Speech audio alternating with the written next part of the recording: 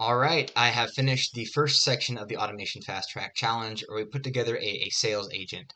Now, the purpose of this agent is to make sure that leads don't fall through the cracks.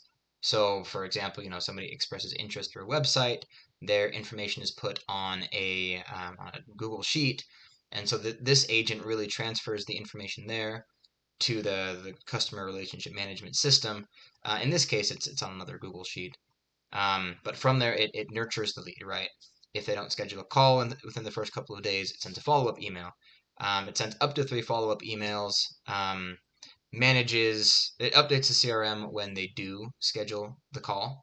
And then if they don't come to the call, it sends a no-show email saying just, hey, I know we get busy, but this is valuable. And the purpose of this set of automations, because it's really a combination of 4, is to make sure that we don't miss leads, right?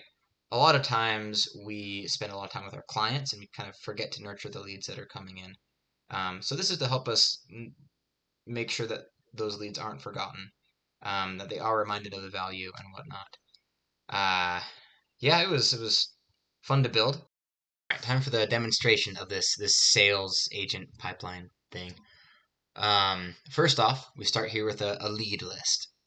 I've entered, the name of John Doe, who is a fantastic customer for every test case imaginable, with, of course, my email for reasons that I'll bring up later. But this is kind of like the list that you take things from like a form on your website, right? Or say that you get a bunch of names or whatnot, you'd input them here first. This is kind of the general lead list.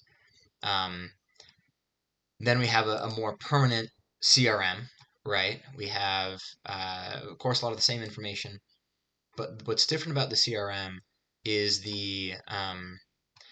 all the additional detail that we have about their journey with us, right? So this is just the information about that individual.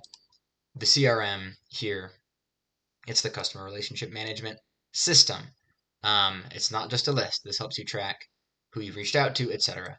These two will be imperative for this first piece. Now, of course, I mentioned I built an edit-in. There are 4 parts to this agent, all with different triggers. This first one is just basically transferring the lead information from that list to the CRM. It's a schedule trigger. Well, anyways, let me run this first. I want to execute from schedule trigger the first one. So let's execute that workflow, and you will see that the contacts from this lead list will get transferred to the CRM. This does take a little bit because we have to wait for 15 seconds or so. While we're doing that, I can walk through this. So this essentially just gets the email list from here, and it loops through all of them. So I have one right here, but if we had more than that, it would do all of those as well. Update. All right. So it's finished. We can see that it has been removed from this lead list, and it is now in the 4th slot here. So now we started the sequence. It happened a few days ago. We should send a follow-up. Now this workflow is scheduled to run on the trigger, but we're just manually triggering it now for the demonstration purposes. You can see that it went through, it got the row, it filtered it out, it identified the first follow-up phase, and now we need to go to, it sent the email, and we can see that it is right here. Let me pull it up. You can see that we are following up, right? We need to say, hey, we'd love to spend this time. Are you open to a quick conversation? If so, click on that link. And we can also see that the sequence date has updated. We have 1 follow-up. Once we get past 3 follow-ups, this last one is basically just saying, hey, we'll be, let us know if you're interested. You're not really following. Anyways, so this automates the follow-up system, which is really helpful because I lose track of people. So if you're perfect, you don't need this. But if you're like me, it's helpful. Now let's go on to this third agent here. This one is the Calendly trigger. So this is what happens. I don't have it up. Here we go. So here, we pull that up. Say, oh, they do want to schedule a meeting. Let's go for tomorrow. because I'm available tomorrow. 9 a.m. Yay. Name. What was it, John Doe? John Doe. Email is not johndoe@johndoe.com. It's tyler.smith369@gmail.com, because that's me. Please share anything that will help you prepare for our meeting. I think AI is going to take over the world and am terrified. Please pay me. Don't want to lose my job. All right, that's too many words. Too many words. All right, schedule it. All right, there we go. It has been sent. Now this will update the CRM again, right? So the customer relationship management system here is really what, in fact, oh, this isn't live. This isn't live, so it didn't run automatically. If this was active, it would have ran right then. But because it is not, we will just update the CRM. And as we can see here, we have a call scheduled. Boom. Calendly call scheduled agent right there. So this is mainly just like updating our records and whatnot. Now, this last piece of this whole agent infrastructure is the no-show agent, right?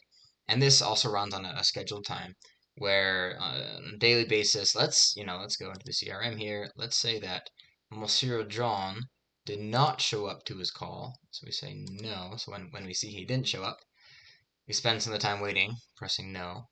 And then we add a predetermined time whenever you would like. It checks for no-shows and sends an email that updates the no-show status. And we can see that the no-show status was sent. And in a second, I will get an email showing that the email was also sent. So that really the purpose of this is to say, hey, you didn't join the call. I know we're busy, but we can reschedule if you're interested. Or just reply. So this is an easy way to, on a daily basis, check in to see if anybody didn't show up and then still not to lose those leads either. This helps us to really maintain our CRM and maintain the relationships with leads, right? So we have the scheduled transfer from the lead list to the CRM. We have our follow-up agent. I think this is probably the as far as customer facing, you want to take most of the care in this one. That's why we have some large language models here. So, and then of course, updating the CRM here, sending a message here and whatnot. Vital for any customer facing business, really. This process here, so helpful. So I recommend looking into it. Yeah. And there's two more that I think are very helpful as well. But this combination of the scheduled tasks, the automation and whatnot, I'm happy. If you're interested, leave a comment. I'm happy to go into the details of what these different ones are. So let's talk a little bit about my experience building this automation. Now, the automation fast track has been great. The tutorials have been phenomenal, step by step, anticipating some issues beforehand. They've been phenomenal. I really like the quality of the training that I'm getting. At the end of creating the sales agent, I felt like I had dipped my toes into something that was very useful, right? I had the understanding of how N8N kind of worked, how the nodes work together and whatnot. Now, of course, there's a lot still to learn.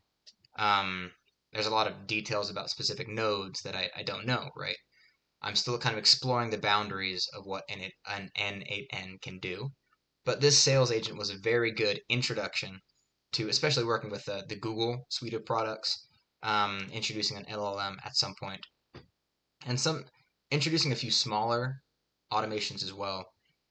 Sometimes I think we consider that every automation has to be huge, right? If it's going to be impactful, it has to be big, and that's not the case.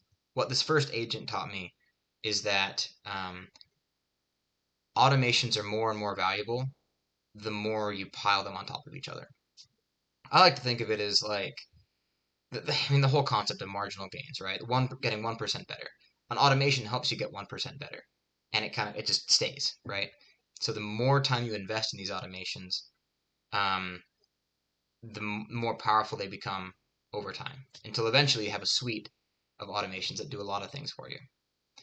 So yeah, that was my experience. I would recommend it. If he has another automation fast track, would recommend doing it. But either way, if not, I would recommend looking into a tool that does something similar to N8N. There's a lot of other automation workflow tools. I mean, Power Automate, of course, in the Microsoft suite of products is fairly similar. Make.com, Zapier, those are all similar workflow automation tools. I'm not familiar with one on the Google side, but the as we've seen in my other videos, building automations within Google Apps Script is pretty straightforward, particularly if you use Gemini. So yeah, get started. I'd recommend it, and I had a good time, and we'll see you next week.